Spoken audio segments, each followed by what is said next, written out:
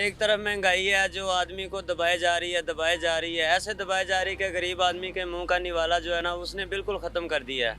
غریب آدمی اپنے بچوں کو 2 وقت کی روٹی پتہ نہیں کیسے کھلاتا ہے, وہ اس کو ہی پتہ ہے. اچھا اب آپ کی جو غربت ختم ہونے والی پتہ ہے آپ کو؟ اسحاق ڈار صاحب آ گئے ہیں پاکستان میں واپس, مہنگائی ختم ہو جائے گی, پیٹرول سستا ہو جائے گا, ڈیزل سستا ہو جائے گا, اور بھی جتنی چیزیں کمی ہو جائے گی ان میں بھی.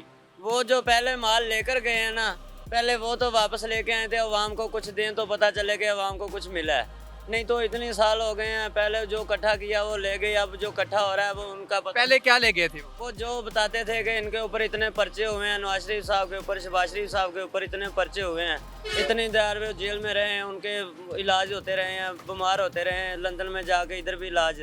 لیکن اسحاق ڈار صاحب کا آج تک کچھ پتہ نہیں چلا. وہ کہتے تھے وزیر خزانہ ہے, خزانے کو خالی کر کے چلے گئے ہیں.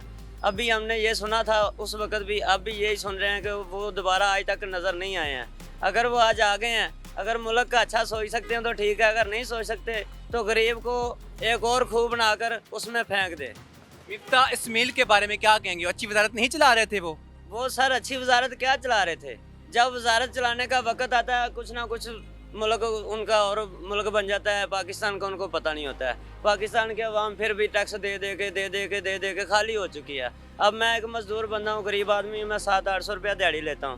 شام کو میں نے گھر جانا ہے نا, اسکول والے 3 بچے ہیں, ان کی وردیاں نہیں ہیں. اگر ان کو وردیاں لے کے دوں گا گھر کا کھانا نہیں بنے گا. اگر کھانا بناؤں گا دوسرے دن اسکول سے ان کو مار پڑے گی, کیا ہے جی کاپیاں نہیں ہیں. یہ ایسا ہے کہ اگر مہنگائی کر رہے ہیں تو اسحاق ڈار صاحب آ چکے ہیں.